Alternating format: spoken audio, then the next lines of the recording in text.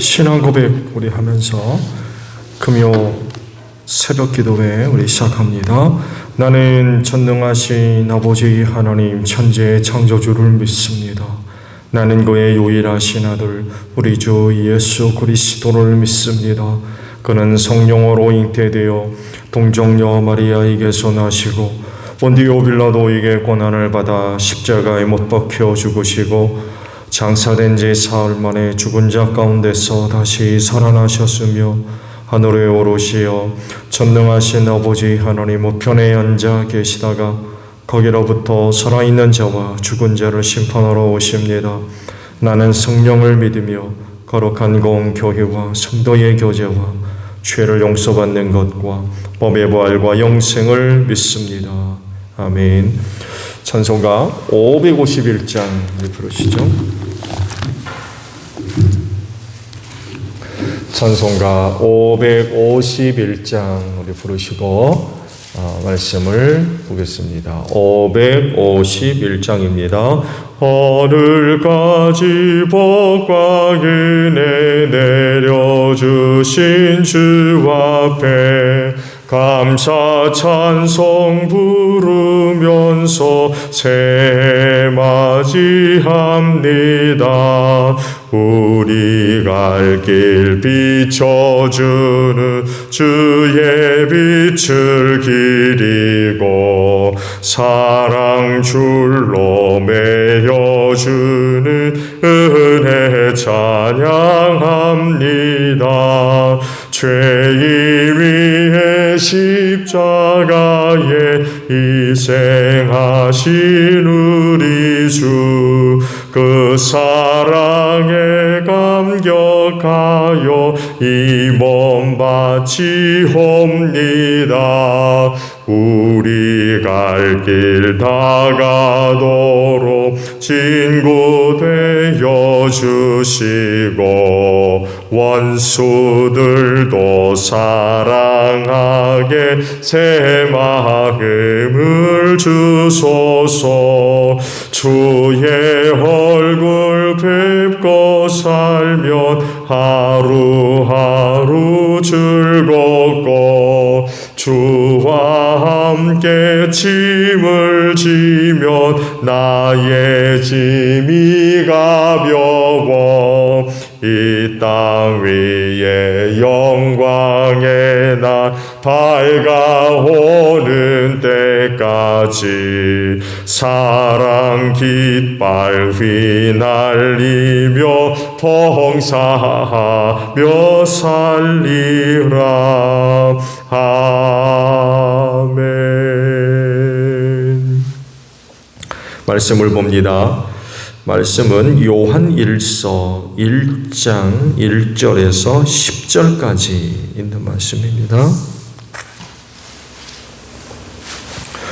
요한 1서 1장 1절로 10절까지 마지막 절까지 있는 말씀이에요.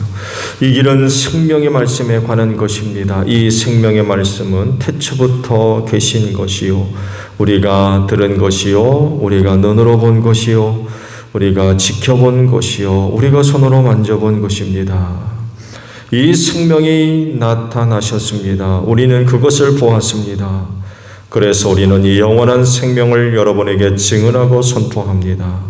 이 영원한 생명은 아버지와 함께 계셨는데 우리에게 나타나셨습니다. 우리가 보고 들은 바를 여러분에게 선포합니다. 우리는 여러분도 우리와 서로 사귐을 가지기를 바라는 것입니다. 우리의 사귐은 아버지와 또 그의 아들 예수 그리스도와 함께하는 사귐입니다. 우리가 이 글을 쓰는 것은 우리 서로의 기쁨이 차고 넘치게 하려는 것입니다. 우리가 그리스도에게서 들어서 여러분에게 전하는 소식은 이것이니 곧 하나님은 빛이시요 하나님 안에는 어둠이 전혀 없다는 것입니다. 우리가 하나님과 사귀고 있다고 말하면서 그대로 어둠 속에서 살아가면 우리는 거짓말을 하는 것이요 진리를 행하지 않는 것입니다.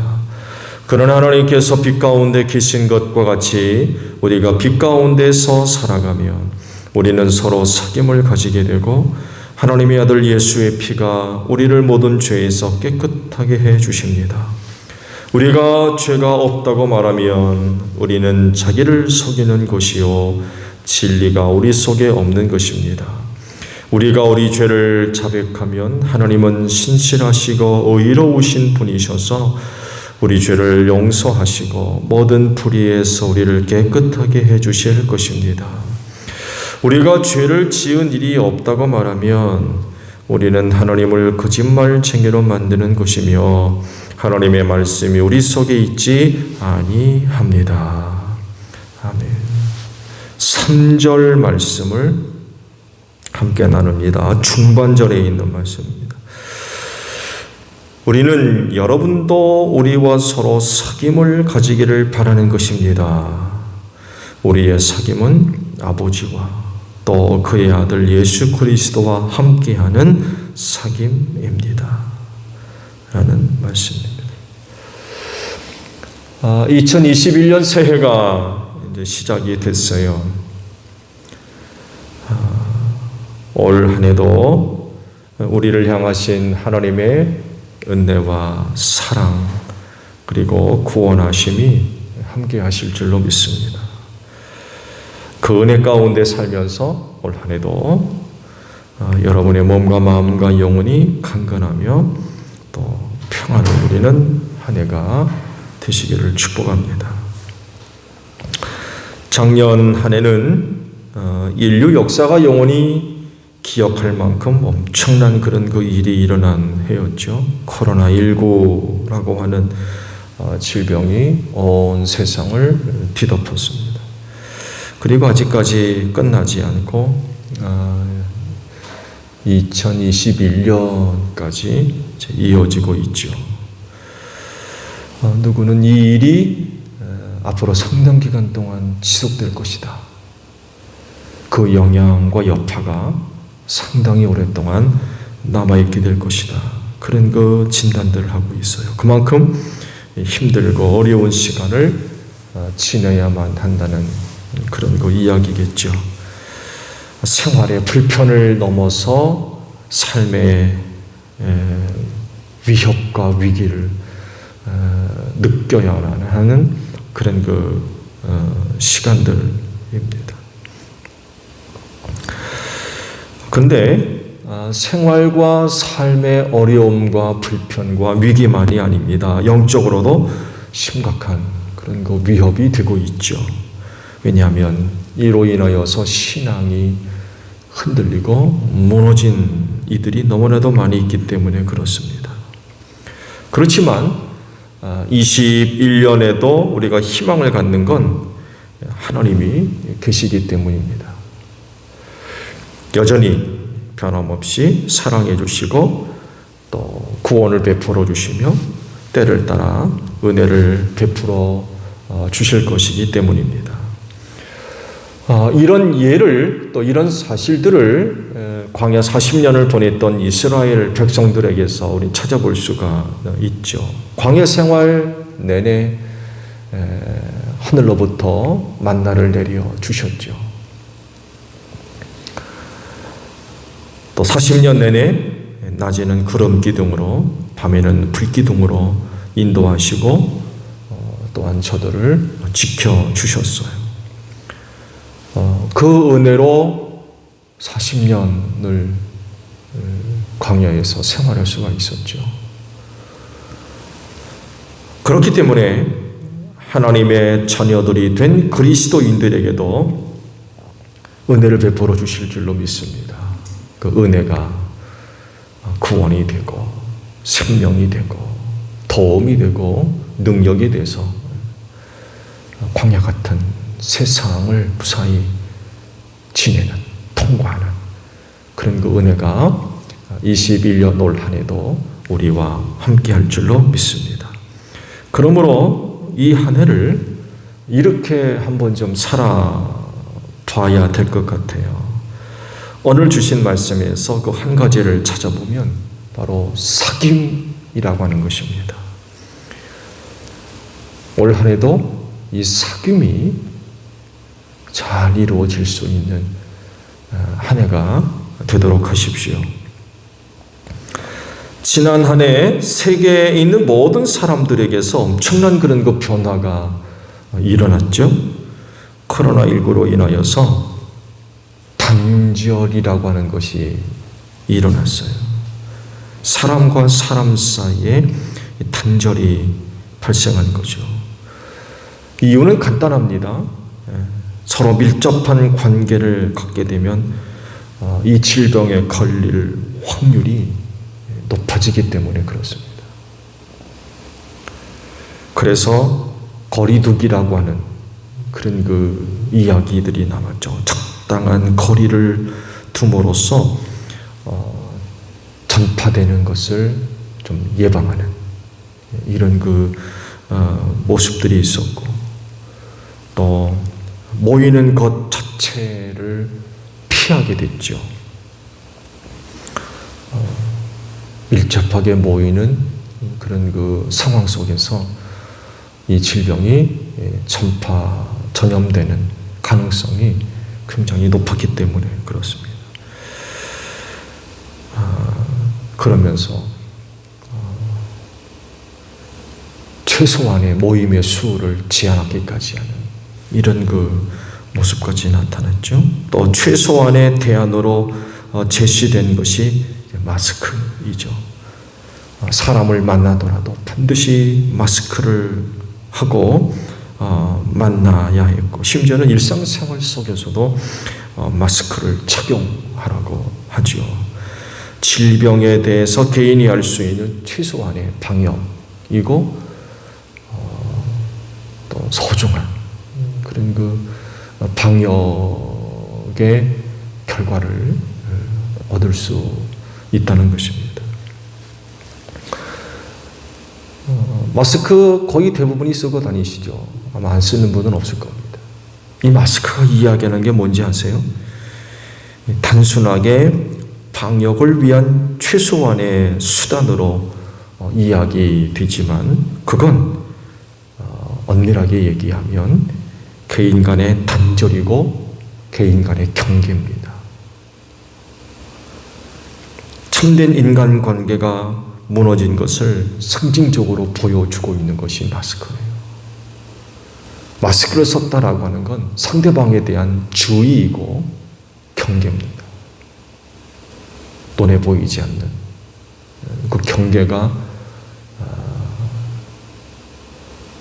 표현되는 것이 바로 마스크라고 할 수 있어요. 여러분도 아시듯이 인간은 사회성을 갖고 창조되었죠. 하나님께서 사람을 만드실 때 남자 혼자 있는 것이 좋지 않아서 여자를 만드신 거 아닙니까?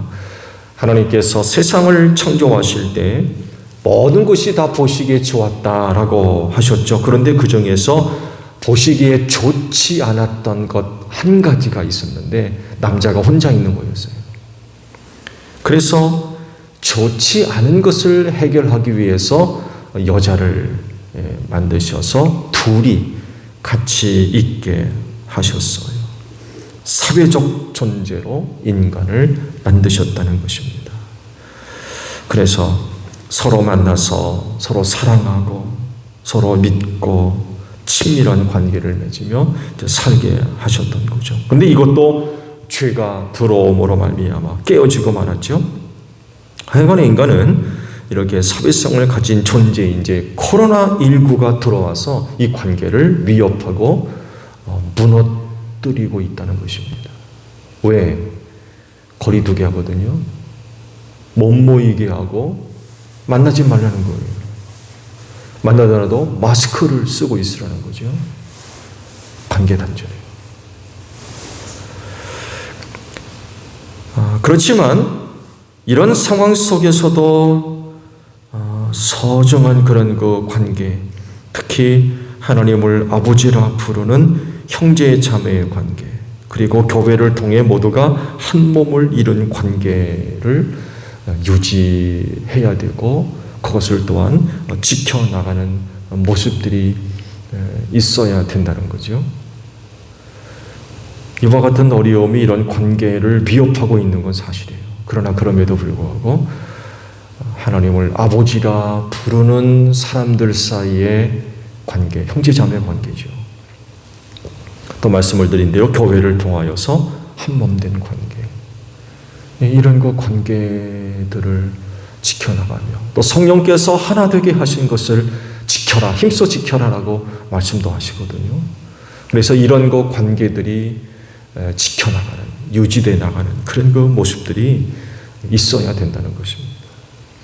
어떻게 하면 이런 그 관계들을 지켜나갈 수 있겠냐라고 할 때 한 가지 소중한 답이 바로 사귐이라고 하는 것입니다.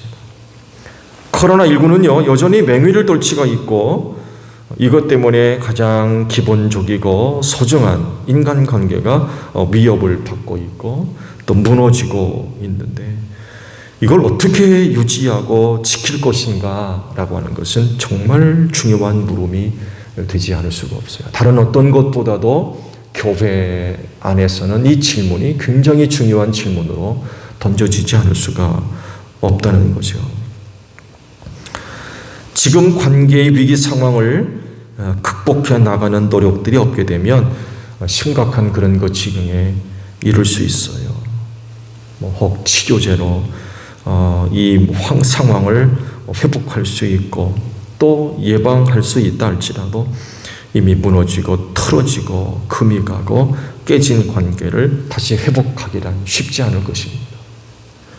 그렇기 때문에 비록 어렵고 힘든 시기지만 이럴 때라도 주 안에서 그리고 교회를 통해서 맺어진 그 소중한 관계를 지키고 유지하기 위한 신앙적이고 영적인 노력들이 있어야만 한다는 것입니다.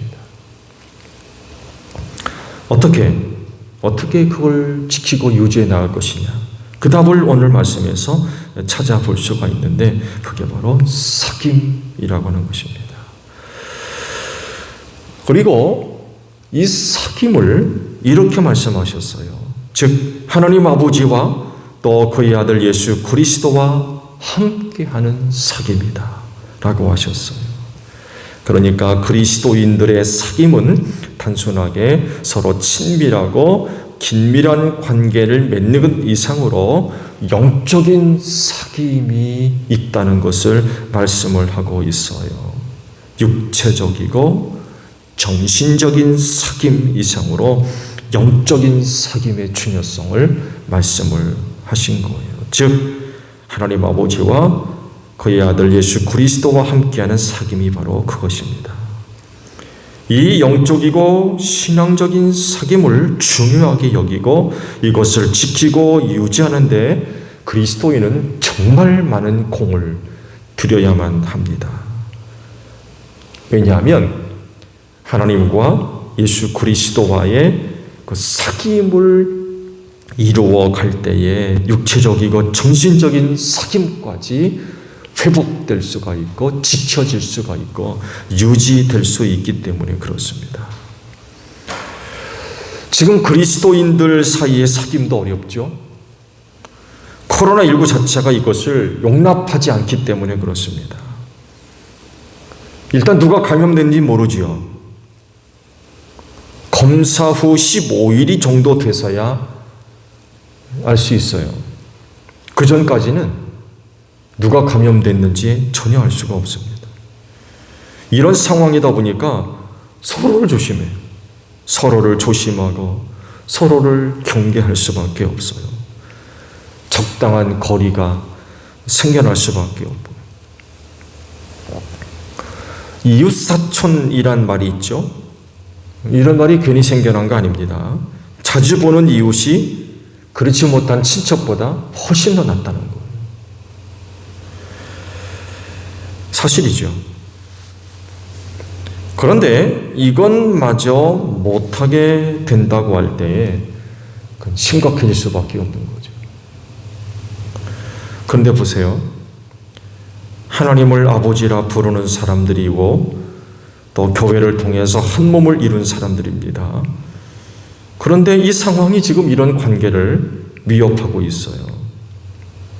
그렇지만 어떻게 해서든지 간에 지켜주고 유지되어야 하는데 이것을 가능하게 만드는 것이 바로 하나님 아버지와 그의 아들 예수 그리스도와 함께하는 사귐이 먼저 이루어져야 된다는 것입니다. 그렇게 되면 하나님 아버지께서 그리고 예수님께서 그리스도인 모두를 하나 되게 하시는 거죠.